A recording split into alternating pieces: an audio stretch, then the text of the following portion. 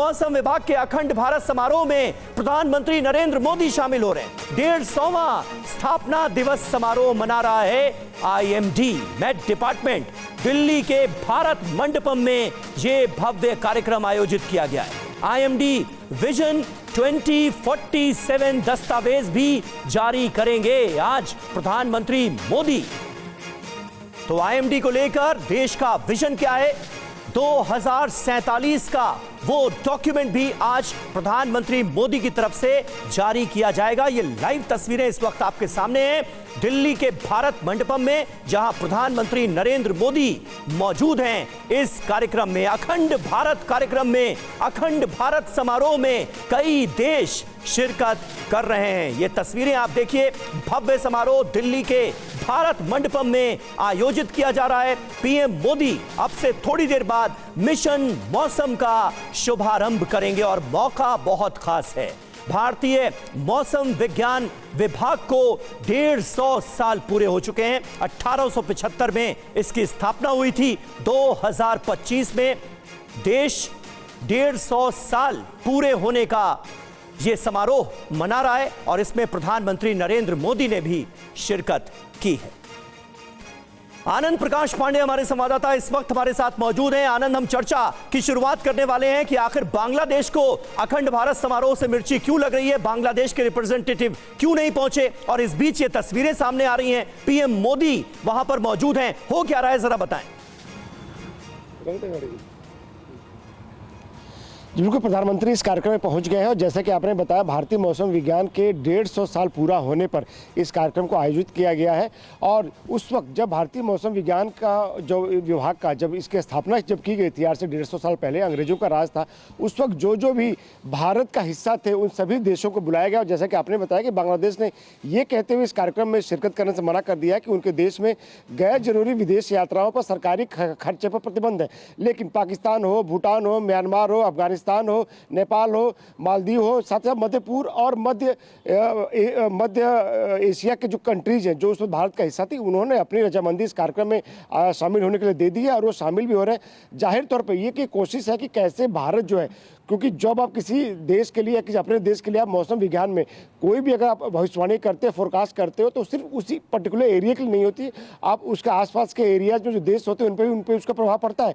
और ऐसे में अगर तमाम चक्रवात हो, तूफान हो, आप देखते हैं कि उठता किसी और कंट्री में उसका असर दूसरे कंट्री से पड़ता है, तो ऐसे में मौसम विज्ञान में कैसे एक बेहतर कोऑर्डिनेशन हो सकता है तमाम देशों के बीच में, तो उसको लेकर इस कार्यक्रम को आयोजित किया गया। और जाहिर तौर पर जो बात की जा रही है कि एक अविभाजित भारत यहाँ पे आज आपको नजर आ रहा है। वो सभी देश जो आज से 150 साल पहले भारत का हिस्सा थे, भारत से जुड़े हुए थे, उन सभी देशों के प्रतिनिधि कहीं ना कहीं आज के इस कार्यक्रम में शिरकत कर रहे हैं। अब आप इसमें बांग्लादेश को इसमें से छोड़ दे तो जाहिर तौर पर जो एक अखंड भारत की जो एक कल्पना थी, कहीं ना कहीं आज तस्वीरों में ही सही देखने में नजर आ रही है। और बार बार आप संघ भी हो या फिर देश के तमाम जो पॉलिटिकल पार्टीज है वो इसको चर्चा भी करते हैं कि जो अखंड भारत की जो कल्पना है क्या यहाँ पे नजर आ रही है। तो कहीं ना कहीं अविभाजित भारत, हमको आज के 150 साल पहले का अविभाजित भारत आज इस कार्यक्रम में नजर आ रहा है।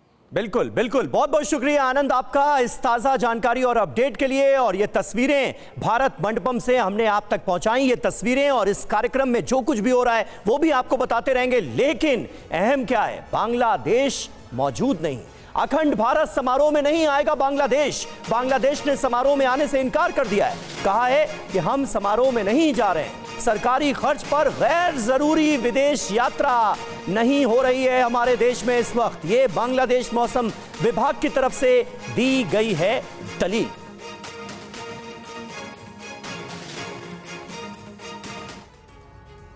तो अखंड भारत से यूनुस को क्यों लगी मिर्ची, खबर क्या है ये आप देखिए। दिल्ली में हो रहा है अखंड भारत समारोह, भारत मंडपम, दिल्ली के भारत मंडपम की तस्वीरें हमने आपको दिखाई, जहां पीएम मोदी भी पहुंचे हुए हैं। मौसम विभाग के 150 साल पूरे होने पर यह समारोह आयोजित किया गया है। यह मौका काफी खास है। आईएमडी आयोजित कर रहा है अखंड भारत समारोह, क्योंकि 1875 में तो सब एक था, अखंड भारत था। भारत के पड़ोसी देशों को समारोह के लिए यही वजह है कि न्योता दिया गया, उन देशों को न्योता जो कभी अखंड भारत का हिस्सा रहे। सारे देश आ भी रहे हैं, कौन नहीं आ रहा है? बांग्लादेश। हैरत होगी आपको यह जानकर। भारत ने आमंत्रित किया है लेकिन हम नहीं जा रहे। ये कौन कह रहा है? मोमिनुल इस्लाम कह रहे हैं, जो कि निदेशक हैं बांग्लादेश मौसम विभाग के। वो कह रहे हैं सरकारी खर्च पर गैर जरूरी विदेश यात्राएं नहीं हो रही हैं। हमारे यहां भी गैर जरूरी विदेश यात्राओं को सीमित करना है अभी बांग्लादेश में। अखंड भारत समारोह में नहीं जा रहा है बांग्लादेश, ये दलील उनकी तरफ से दी गई है। लेकिन बड़ा सवाल यही है कि बांग्लादेश की गैर मौजूदगी की असल वजह क्या है? ये अखंड भारत के कॉन्सेप्ट से आखिर मिर्ची क्यों लग रही है बांग्लादेश को? हमारे साथ तमाम खास मेहमान इस वक्त मौजूद हैं, उनसे आपका तारुफ करा दें। मनीष झा हमारे संवाददाता हमारे साथ हैं, लेफ्टिनेंट जनरल नितिन कोहली हमारे साथ मौजूद हैं, ग्रुप कैप्टन डी के पांडे हमारे साथ मौजूद हैं, विदेश मामलों के जानकार निनाद सेठ जी हमारे साथ मौजूद हैं, और बांग्लादेश का भी हम रुख करेंगे। डॉक्टर तुरीन अफरोज सीनियर लॉयर हैं, बांग्लादेश से हमें इस डिबेट में ज्वाइन कर रही हैं। लेकिन मनीष, पहला सवाल आपसे, ये जो तर्क दिया गया है, ये जो दलील दी गई है बांग्लादेश की तरफ से, और उसमें ये जो वर्ड इस्तेमाल किया गया है ना, गैर जरूरी विदेश यात्राएं, मतलब अखंड भारत समारोह में शिरकत करना अगर है, बांग्लादेश के रिप्रेजेंटेटिव को अगर ढाका से दिल्ली आना है तो वो गैर जरूरी यात्रा होगी, ये कह रहा है बांग्लादेश। देखिए, वैसे तो कहा जाए तो बेचारे के पास पैसे नहीं है कि वो ढाका से दिल्ली पहुंच सकते हैं। मुश्किल से 5,000 रुपये का टिकट है। अगर यूनुस सरकार के पास नहीं था तो वो भी बता देते, वो भी मिल जाता। आजकल बांग्लादेश से विश्व की, दुनिया की सबसे बड़ी आर्थिक शक्ति बनने के लिए उन्होंने समझौता किससे किया है? पाकिस्तान से। कल ही उन्होंने पाकिस्तान के साथ एक बिजनेस काउंसिल का गठन किया है, ताकि बांग्लादेश और पाकिस्तान के बीच इतने व्यापार होंगे कि वो दुनिया की सबसे बड़ी आर्थिक शक्ति बन जाएगी। तो बांग्लादेश का फिलहाल ये प्लान है। कुछ महीने पहले तक ये था कि भारत और बांग्लादेश की दोस्ती की पूरी दुनिया में मिसाल दी जाती थी कि कैसे दो पड़ोसी देश रहते हैं। लेकिन अब वो कहते हैं ना कि गंगा और पद्मा दोनों उल्टी बहने लगी है। अब ढाका ये सोच रहा है कि बगैर भारत के कैसे काम चलेगा, और इसीलिए इस तरह के तमाम लॉजिक दिए जा रहे हैं। मान लीजिए ढाका से बेचारे को नहीं आने का था, तो चाणक्यपुरी में ही, दिल्ली में ही उनके हाई कमीशन के लोग बैठे हैं, ऑटो करके चले जाते, 100-150 का खर्च हो जाता उनको। तो यूनुस सरकार के पास इतने गैर जरूरी खर्च करने के लिए भी पैसे नहीं है। ये बांग्लादेश की लॉजिक है। लेकिन असल मंशा क्या है?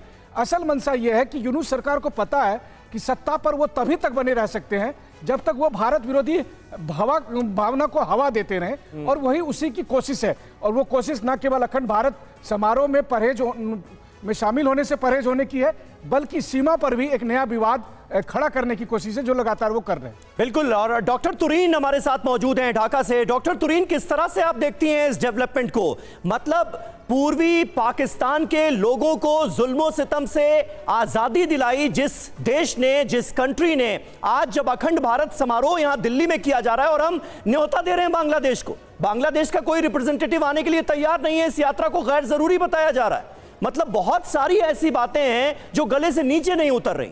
आप समझ पाई वजह? शुक्रिया। पहले तो ये बात सबको बताना है कि अभी इस गवर्नमेंट ने क्या कर रहे, क्या नहीं कर रहे, इसमें कोई लॉजिक नहीं है। ये हमारा जो पॉपुलेशन है इनके साथ है ही नहीं। पॉलिसी क्या है इसको लेकर कोई डिबेट भी नहीं होता है। दूसरी बात, पैसा की जब तक रहे हैं, हाँ ठीक है, पैसा वैसे बैंकिंग सेक्टर या जहाँ सारे फाइनेंशियल सेक्टर के हालत अच्छे नहीं है, लेकिन यहाँ पे हमारी जो एडवाइजर्स है वो हेलीकॉप्टर लेके वो कंबल दे रहे हैं, 200 रुपया की, 200 टाका की कंबल दे रहे हैं, हेलीकॉप्टर यूज करके लाख टाका उस पे जा रहे हैं। हाँ। तीसरी बात है कि ये जो हिस्ट्री भूलने का और भुलाने का जो सिलसिला यहाँ पे चल रहा है, वहाँ पे 71 नहीं है हमारे पास, वहाँ पे सिर्फ 2024 5 अगस्त से हमारी हिस्ट्री होता है। तो ये जो गवर्नमेंट की जो पॉलिसी है, जो 71 के नहीं मानते हैं, जो शेख मुजीब को नहीं मानते हैं, जो हमारी जो हिस्ट्री है उसको नहीं मानते, उनके लिए ये 150 साल पुराने जो हिस्ट्री है वो तो कोई मायना नहीं रखता है। तो ये सब बकवास लॉजिक है यहाँ पे। जो अभी यहाँ पे एंटी इंडिया कुछ करने से उनकी सपोर्ट ज्यादा होता है, ये सोच के ये वही कर रहे कि अवामी लीग गवर्नमेंट वो बहुत प्रो इंडिया थे, अब अभी हमको एंटी इंडिया पोजीशन लेना है। अब पाकिस्तान से तो मिलजुल के बहुत कुछ कर रहे हैं, जो प्याज हमको यहाँ पे कम मिलता है इंडिया से, लेकिन वो पाकिस्तान से 3 गुना प्राइस देके लेके आना पड़े, तो ये ठीक है। सारी चीज ठीक है, बिल्कुल बिल्कुल, ये बहुत इंपॉर्टेंट बात आपने कही है। निनाद सेठ जी, कुछ दिनों पहले तक अगर हम पाकिस्तान के हुक्मरानों से बात करते थे तो वो ये कहते थे कि यहां पाकिस्तान में एंटी इंडिया चूरन जो है इसकी बिक्री जोर शोर से होती है, खूब बिकता है।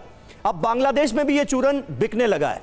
क्या आप वजह मानते हैं? डॉक्टर तुरीन ने यहां पर बहुत इंपॉर्टेंट बात कही कि आप जिक्र कर रहे हैं 1875 का, 150 साल पूरे हुए हैं मेट डिपार्टमेंट के। वो 1875 को क्या मानेंगे? आज की तारीख में जो हुक्मरान मौजूद हैं वो तो 1971 से भी किनारा करने लगे। अपने वजूद को ही जो देश भुला दे, उससे क्या उम्मीद की जाए? आप कैसे देखें? पहले तो मैं डॉक्टर तुरीन की हिम्मत की दाद देता हूं, उन्होंने बिल्कुल ठीक एनालिसिस किया है।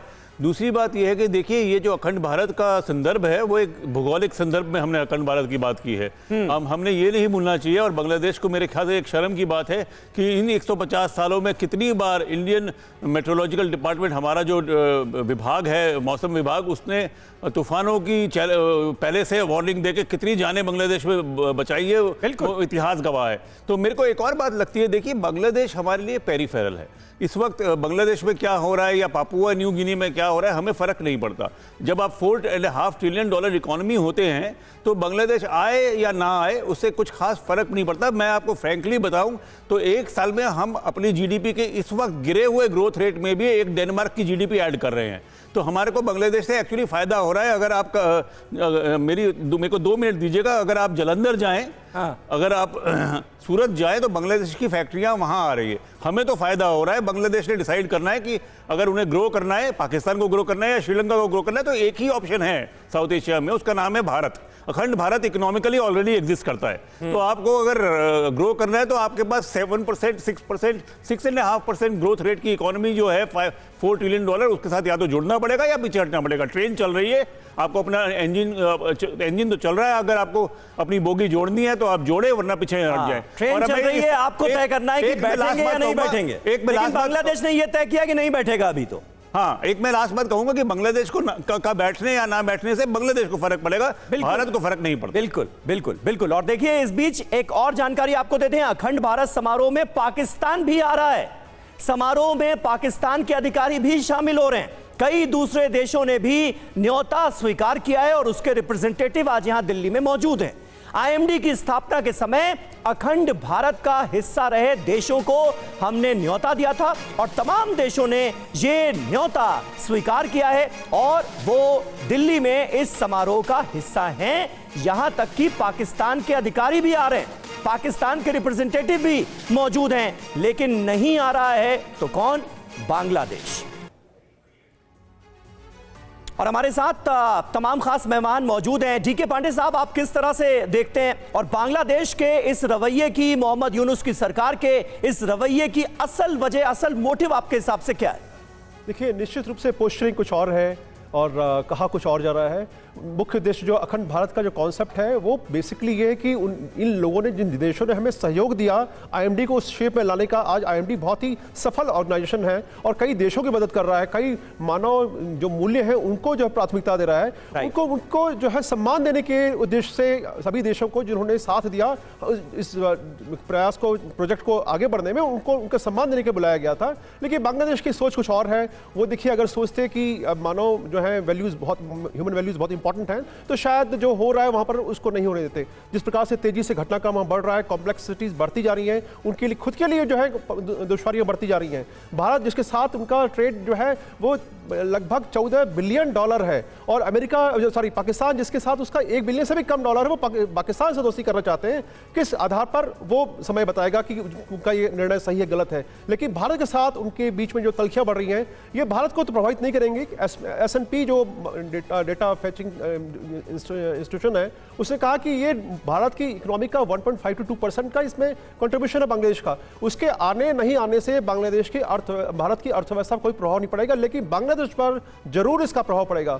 बांग्लादेश इस समय जो पॉलिटिकल क्राइसिस में, टर्मोइल में है, जो उनको फाइनेंशियल क्राइसिस की तरफ भी वो बढ़ रहे हैं धीरे धीरे, और पाकिस्तान का उनको साथ मिल रहा है, एक्सपर्ट उनको नहीं मिल रहे जो उनको सही राह दिखा सकें, उनका सही बता सकें किस रास्ते पर चल रहे हैं, कि उनकी इकोनॉमी जो किसी जमाने में बहुत अच्छी ग्रो कर रही थी, जब कोविड का समय था तो 3 देश ही जो है उनका जीडीपी ग्रोथ रेट पॉजिटिव में था, बांग्लादेश उसमें से एक, भारत के साथ बांग्लादेश एक उसमें था। तो आज जो है बांग्लादेश एकदम नीचे जा रहा है, उसके पीछे उनकी जो नीतियां हैं उसका असर है। अब देखना होगा कि इस जो दुश्वारियां हमें पेश हो रही हैं इससे बाहर कैसे वो निकल सकते हैं, और जितना जल्दी निकलेंगे उनके लिए फायदा है। भारत के बीच में जो कूटनीतिक संबंधों के बीच में पिछले 3 दिनों में काफी गतिविधियां बढ़ी, उसके पीछे उद्देश्य यही है। भारत ने हमेशा कहा कि हम चाहते हैं कि दोनों के बीच में एक सौहार्दपूर्ण वातावरण रहे, जो सीमा पर विवाद जो बढ़ रहे हैं उसको हम बैठ के सुलझा सकते हैं, लेकिन उसको न करके और जो उन्होंने अपना एक एग्रेसिव जो पोस्टिंग दिखाई है वो निश्चित रूप से चिंता का विषय है।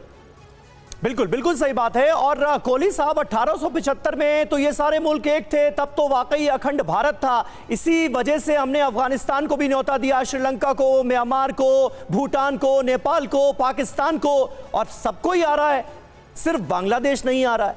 तो ये अखंड भारत समारोह जो इसका नाम रखा गया है, जो ये कॉन्सेप्ट है, इससे भी आज की तारीख में कट्टरपंथियों को, बांग्लादेश की कट्टरपंथी जमातों को दिक्कत है क्या? ये भी एक वजह हो सकती है क्या?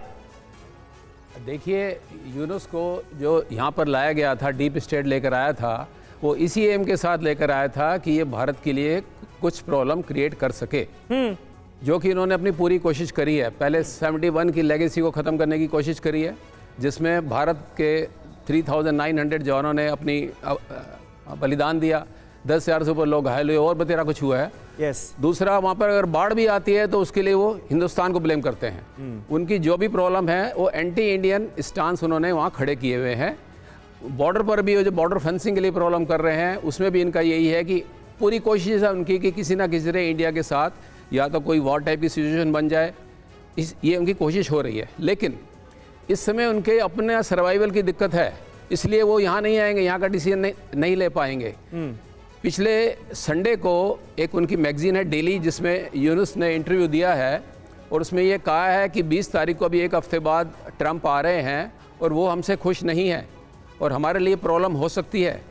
दूसरा, उन्होंने उसमें ये कहा कि मैं जिस काम के लिए यहाँ पर आया था वो काम बड़ा मुझे मुश्किल लग रहा है पूरा करना।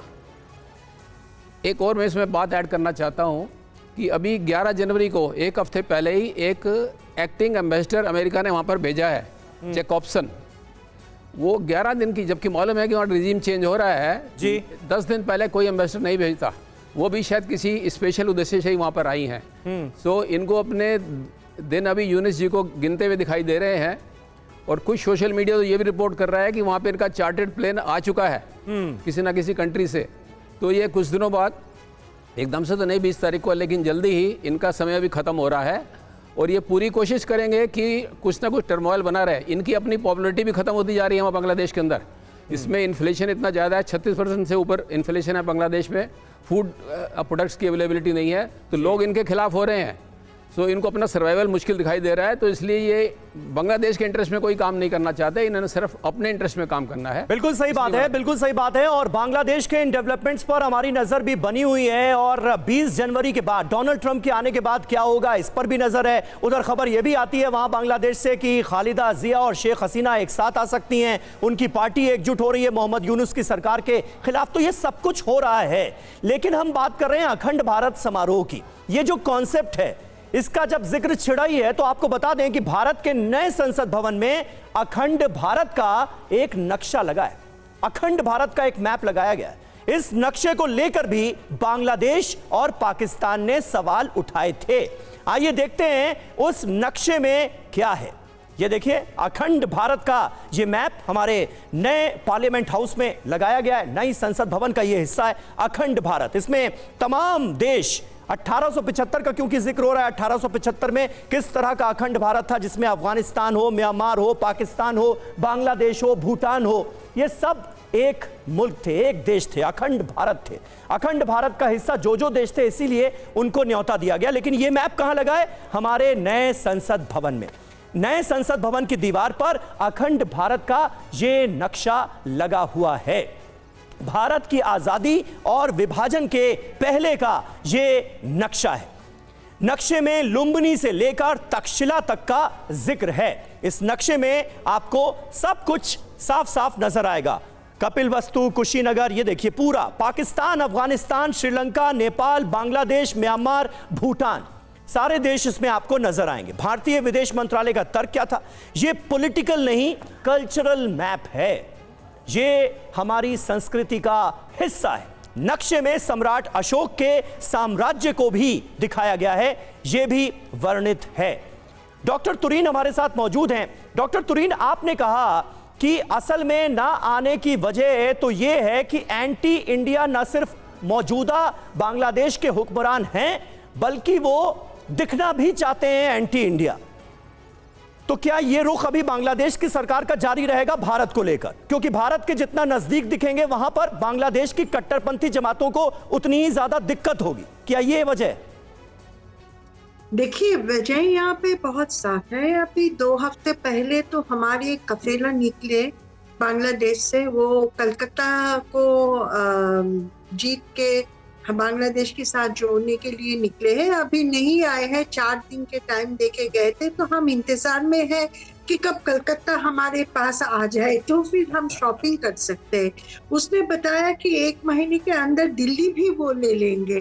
तो ये कट्टरपंथी यहाँ पे ऐसे नाता लगा रहे और ये काम कर रहे। अभी जहाँ मैं बैठी हूँ, इस उत्तरा है जहाँ, यहाँ पे हमारी जो इलाके में अभी हिफाजत इस्लाम की मीटिंग चल रही है, वो सुबह से लेके बार बार बोल रहे हैं कि इंडिया को वो दखल करने के लिए कोशिश कर रहे हैं, सबको बोल रहे हैं कि हमारे साथ जिहाद में चलो। तो अब ये सब जो हो रहा है, ये देख के हम बांग्लादेश में हैरान हो गए। अब यूनुस सरकार तो यहाँ पे कुछ भी नहीं कर पाते, उनका कोई डिसीजन नहीं चल रहा है। यहाँ पे जो कट्टरपंथी है वो जो बोलता है, जैसा बोलता है वैसे कर रहे हैं। यहाँ पे हम कोई भी मुंह नहीं खोल सकते, कोई बात नहीं कर सकते, कोई डिस्कशन नहीं होता है। वो कॉन्स्टिट्यूशन चेंज कर रहे, सब कुछ। तो यहाँ पे अखंड भारत की जो इशू है, यहाँ पे दिखाने का कुछ नहीं। उनकी जो मेंटालिटी है, उनकी जिंदगी में सिर्फ एक ही एनिमी है, वो है भारत। अब भारत को कैसे वो अपने कब्जे में ले सकते, इसीलिए तैयारी हो रही है। यहाँ पे भाई तैयारी 1.5 महीने से हो रहा है, लेकिन अभी तक इसके अपडेट हमारे पास नहीं है। मतलब गर्त में जाने की तैयारी कर ली है मनीष। फिलहाल तो हालात देखकर यह समझ में आ रहा है, डॉक्टर तुरीन जिन बातों का जिक्र कर रही हैं और बांग्लादेश में जो कुछ हो रहा है, मतलब आज की तारीख में एंटी इंडिया नारेबाजी इस कदर तो पाकिस्तान में नजर नहीं आती जितनी बांग्लादेश में जो कट्टरपंथी जमातें सरकार को सहयोग दे रही हैं वो आगे बढ़ाती हुई नजर आ रही हैं। देखिए, शेख मुजीब को तो मैंने नहीं देखा था, मेरे जन्म से पहले ही उनकी हत्या कर दी गई थी। लेकिन डॉक्टर तुहीन की बातों से मुझे लग रहा है कि यही वो जज्बा था जिसकी वजह से शेख मुजीब ने बांग्लादेश को अलग एक आज़ाद देश के तौर पर बनाया। और मतलब मैं ढाका में रहकर आया और मैं मानना पड़ेगा कि किस तरह से डॉक्टर तुहीन उन बातों को सामने ले आ रही है पूरी दुनिया के सामने TV9 भारतवर्ष के जरिए।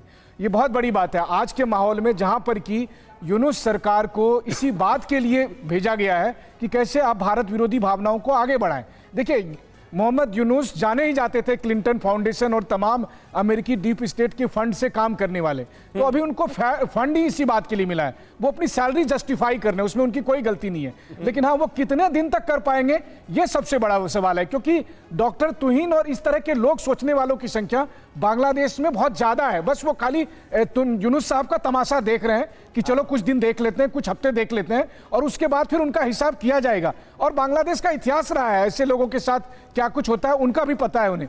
सबसे बड़ी बात यह है कि आज की तारीख में अगर आप बांग्लादेश को देखें तो बांग्लादेश जिस तरीके के कदम उठा रहे हैं वो कब तक उठाएंगे? बस 20 जनवरी आखिरी तारीख है। एक बार बाइडेन चले जाएंगे, एक बार डेमोक्रेट चले जाएंगे, फिर यूनुस सरकार का क्या होगा? फिर मोहम्मद यूनुस कहां जाएंगे? तो मोहम्मद यूनुस तो निकल लेंगे, मोहम्मद यूनुस तो बस अपना झोला उठाएंगे और फिर वो अमेरिका और यूरोप निकल लेंगे। लेकिन उनके साथ के लोगों का क्या होगा? उस मेंटालिटी का क्या होगा? उस कट्टरपंथी ताकतों का क्या होगा? चाहे जो भी सरकार में बाद में आए वो उनका हिसाब तो करेगी ही। जी बिल्कुल बिल्कुल बिल्कुल, इस पर हम आगे भी बात करेंगे। डॉक्टर तुहीन का भी एक रिएक्शन मैं चाहूंगा इस पर, लेकिन अब आपको बताते हैं कि अखंड भारत को लेकर आरएसएस क्या सोचती है। आरएसएस का जो अखंड भारत का सपना रहा है, जिसका अक्सर जिक्र भी होता है, वो क्या है? आइए जल्दी से ये भी जान लेते हैं। आरएसएस के अखंड भारत में पाकिस्तान, बांग्लादेश, अफगानिस्तान, म्यांमार, श्रीलंका और तिब्बत शामिल है। यह है अखंड भारत आरएसएस के लिहाज से। आरएसएस इस संयुक्त क्षेत्र को एक राष्ट्र मानता है। वन नेशन की जो अवधारणा है वो दी जाती है आरएसएस की तरफ से। यह है आरएसएस का अखंड भारत, हिंदू सांस्कृतिक समानताओं के आधार पर बना राष्ट्र। अब देखिए जगहों के नाम क्या क्या हैं। अफगानिस्तान को उपगणस्थान का नाम दिया गया है उस कॉन्सेप्ट में। काबुल को कुबा नगर का नाम दिया गया है, यह आरएसएस का अखंड भारत का सपना है। पेशावर को पुरुषपुर का नाम दिया गया है। मुल्तान को मूल स्थान का नाम दिया गया है, तो यह अहम बात है। तिब्बत को त्रिविष्टप का नाम दिया गया है आरएसएस के अखंड भारत में। श्रीलंका को सिंगल द्वीप बताया गया है, तो यह जानना भी अहम है। म्यांमार को ब्रह्म देश बताया गया है। तो जगहों के नाम क्या क्या हैं ये भी हम आपको बता रहे हैं। थाईलैंड को श्याम देश कहा गया है आरएसएस के अखंड भारत में, तो ये अहम बात है। वहीं सितंबर 2023 में आरएसएस प्रमुख मोहन भागवत से एक कार्यक्रम में एक छात्र ने अखंड भारत को लेकर सवाल पूछा था। भागवत का जवाब क्या था, आइए आपको वो बताते हैं। अखंड भारत को लेकर आरएसएस के प्रमुख ने क्या कहा ये देखिए। एक छात्र को जवाब दिया उन्होंने कहा कि इस दिशा में काम करते रहेंगे तो बुजुर्ग होने से पहले आप इसे साकार देखेंगे। जो लोग भारत से अलग हुए वो महसूस करते हैं कि उन्होंने गलती की, वो महसूस करते हैं कि उन्हें फिर भारत का हिस्सा बन जाना चाहिए। भारत का हिस्सा बनने के लिए मानचित्र पर खींची रेखा मिटाने की जरूरत है, ये मोहन भागवत ने कहा। भारत का हिस्सा होना भारत का स्वभाव हासिल करना है और एक ना एक दिन ऐसा होगा। ये आरएसएस का कॉन्सेप्ट है अखंड भारत को लेकर। और अहम खबर आपको बता दें, बांग्लादेश की यूनुस सरकार को लेकर बड़ी खबर है। डोनाल्ड ट्रंप की शपथ के 15 दिन बाद तय होगा यूनुस का भविष्य, जिसका थोड़ी देर पहले मनीष झा भी जिक्र कर रहे थे। ट्रंप प्रशासन बांग्लादेश में बदलाव कर सकता है। 5 फरवरी को ट्रंप प्रशासन ने बीएनपी नेताओं को बांग्लादेश बुलाया है। बाइडेन के करीबी माने जाते हैं मोहम्मद यूनुस, और अमेरिका में सत्ता परिवर्तन के बाद बहुत कुछ बदलने वाला है, बड़ा होने वाला है।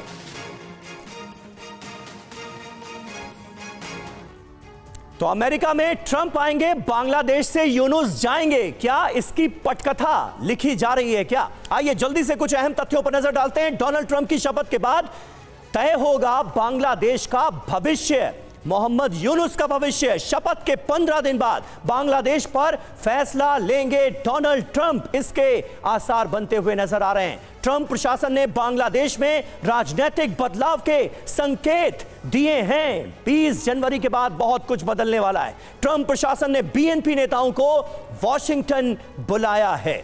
बेगम खालिदा जिया के बेटे तारिक रहमान को बुलाया गया। बड़ी बात क्या है, बाइडेन क्लिंटन के करीबी माने जाते हैं मोहम्मद यूनुस। और सवाल देखिए क्या है, बांग्लादेश में अंतरिम सरकार का विकल्प तलाश रहे हैं डोनाल्ड ट्रंप, और यह उनके एजेंडे का हिस्सा है। मोहम्मद यूनुस पर चुनाव कराने का दबाव और ज्यादा बढ़ेगा। खालिदा जिया भी उनके ऊपर हमलावर इसीलिए हैं कि चुनाव कराने के लिए तैयार नहीं है मोहम्मद यूनुस। इसलिए यह कहा जा रहा है कि शेख हसीना और बेगम खालिदा जिया दोनों साथ आ सकती हैं। मनीष, यानी कुल मिलाकर आप जिस बात का थोड़ी देर पहले जिक्र कर रहे थे, बड़ा बदलाव मुमकिन है 20 जनवरी के बाद बांग्लादेश की सत्ता में। देखिए, तारिक रहमान और इसके अलावा बीएनपी के 2 बड़े सीनियर लीडर फखरुल इस्लाम आलमगीर और अमीर खसरू, इन्हें ट्रंप की तरफ से न्योता दिया गया है कि वो नेशनल ब्रेकफास्ट प्रेयर्स में शामिल हो, और 5 और 6 फरवरी को ट्रंप की टीम इनके साथ मीटिंग करेगी और फिर बांग्लादेश का भविष्य तय होगा।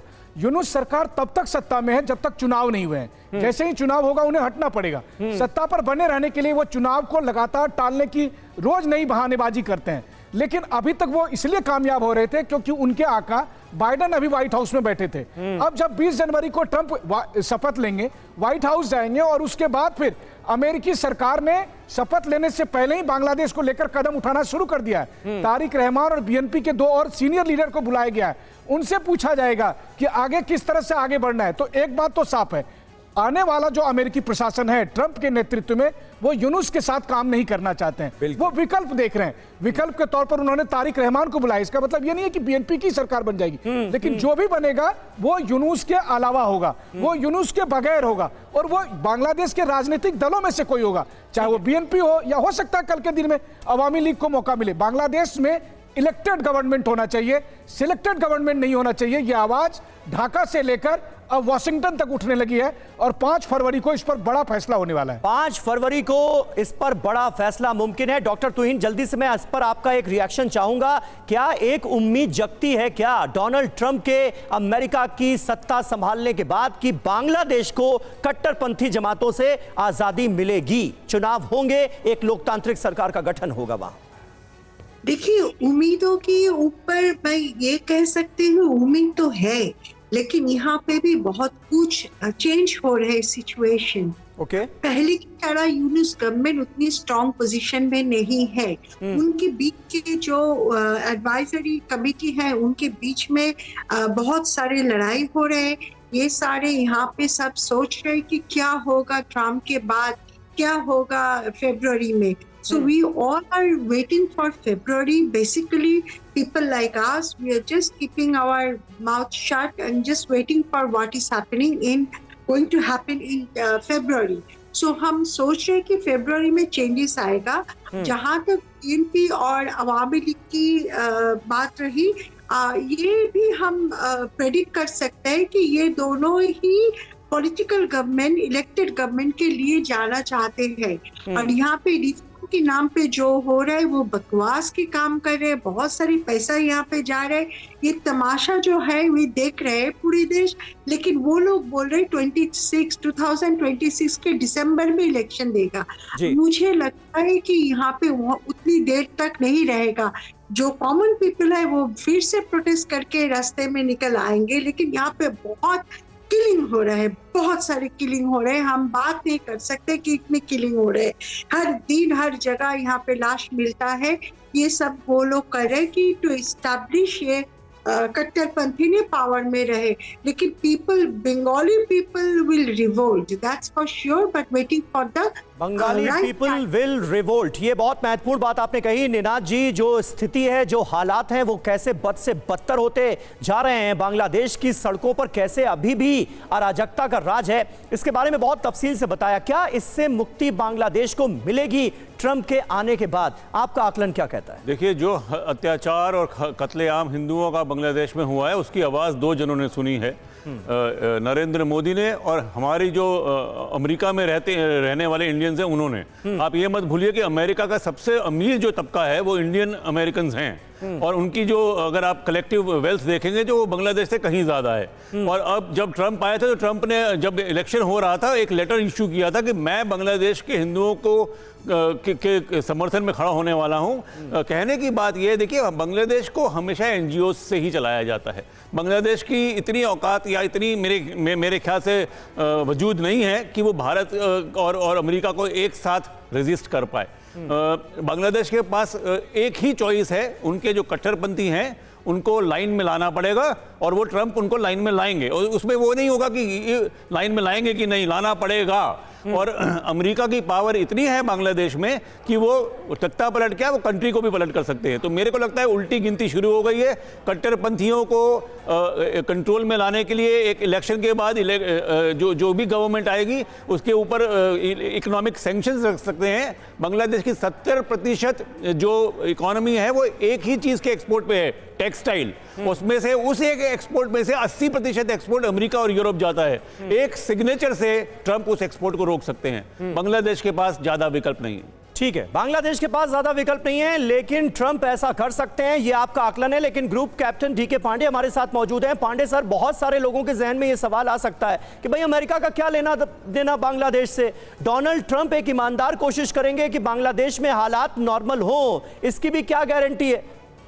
इसका क्या जवाब है? देखिए बहुत ही महत्वपूर्ण है कि देखिए साउथ एशिया में उनका इंटरेस्ट है, क्योंकि मिडिल ईस्ट और यूक्रेन और रशिया के बीच में जो तनाव होनी चाहते हैं, क्योंकि और फ्रंट पर खुले, क्योंकि चाइना और अमेरिका के बीच में जो रिश्ते हैं वो हमको पता है कि किस प्रकार से वो भी करवट ले रहे हैं। तो एक नया फ्रंट खुलना, क्योंकि बांग्लादेश के साथ जो है चाइना की और अमेरिका की दोनों की जो है इसमें इंटरेस्ट इन्वॉल्व है। भारत का इंटरेस्ट इतना मात्र है कि वो हमारा एक पड़ोसी, हम चाहते हैं उसके साथ एक स्वस्थ संबंध रहे। लेकिन एक बात मैं और यहाँ पर कहना चाहूँगा कि ISI का जो रोल है बांग्लादेश में, उसके बारे में बहुत ही जो है शांत है मीडिया और उसकी सुगबुगाहट कहीं सुनाई नहीं पड़ रही है। भारत में जो बांग्लादेश में 3 जो कंट्रोल इमर्ज कर रहे हैं, 3 लेफ्टिनेंट जनरल्स हैं वहाँ पर। एक तो बांग्लादेश आर्मी के जो प्रधान हैं जनरल वकार जमीन, ये जो है सेंट्रिस्ट, ये जो है बिल्कुल शांत स्वभाव के हैं और दोनों पक्षों को साथ देते हैं। लेकिन जनरल मोहम्मद वकार जो है वो करेक्शन हक जो है, लेफ्टिनेंट जनरल मोहम्मद हक, ये अवामी लीग के समर्थक हैं और ये भी अपना कंट्रोल नियंत्रण बनाए हुए यहाँ पर है। ठीक है। तीसरा जो धड़ा है वो है जो चिंता का विषय हो सकता है, लेफ्टिनेंट जनरल मोहम्मद रहमान, जो कि मोहम्मद यूनुस के समर्थक हैं और छात्र नेताओं के साथ भी कहा जाता है संबंध है, और ये इच्छा रखते हैं कि वो भी कभी जो है सत्ता में जो है आए और वहाँ पर राज करें। और इन सबको सपोर्ट दिया जा रहा है ISI से, और कितना सपोर्ट है क्या है उसके बारे में बहुत ज़्यादा ठीक है। पाकिस्तान की ISI की इन्वॉल्वमेंट एक बड़ी वजह है बांग्लादेश की मौजूदा सूरत हाल के पीछे। कोहली साहब, आपका आकलन, आखिरी सवाल आपसे, क्या लगता है आपको वाकई एक बड़ा बदलाव फरवरी के महीने में 20 जनवरी को ट्रंप के आने के बाद बांग्लादेश में हम देखेंगे क्या, या फिर अभी ये कहना ज्यादा उम्मीद करना होगा? नहीं, इसमें कोई शक नहीं है कि 20 जनवरी के बाद बदलाव आएगा। देखिए, एक दो चीज़ें इसकी अगर हम बैकग्राउंड देख लें, 2016 में जो ट्रंप का इलेक्शन हुआ था उसमें हिलरी क्लिंटन को काफ़ी मोहम्मद यूनुस ने सपोर्ट किया था, पैसा भी लगाया था उसके अंदर अपना। हिलरी क्लिंटन के साथ कई कंपनीज में इन दोनों के शेयर्स हैं, इन दोनों की भागीदारी है। और ट्रंप ने इलेक्शन के बाद में एक स्टेटमेंट ये भी दिया था कि ये ही use the word this Grameen bank chap has supported to defeat मी।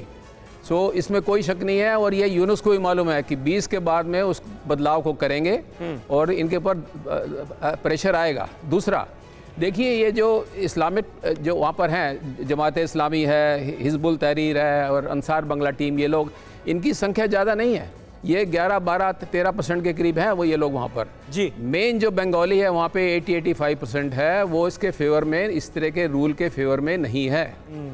और तीसरी बात मैं ये कहना चाह रहा हूँ, अगर हम थोड़ा सा इतिहास देखें तो ये शेख हसीना और खालिदा जिया ये पहले भी साथ आ चुकी हैं। बिल्कुल 90s में अरशाद को पलटने के लिए, उसके रजीम को पलटने के लिए दोनों लोग एक साथ आए थे। तो प्रोटेस्ट करने के लिए ये लोग साथ आएंगे, फिर बाद में ये इलेक्शन लड़ेंगे। और यूनिस को भी ये राइटिंग ऑन द वॉल बिल्कुल साफ दिखाई दे रही है, इसीलिए, और ना ही इनकी इस समय कोई पॉपुलैरिटी है। तो ये तो होना ही है, इनएविटेबल है, ये तो होना है आपके हिसाब से भी। बहुत बहुत शुक्रिया, वक्त हमारे पास इतना था, इसलिए इस चर्चा को हमें यहीं पर खत्म करना होगा। आप सभी का बहुत बहुत शुक्रिया हमारे साथ इस चर्चा को ज्वाइन करने के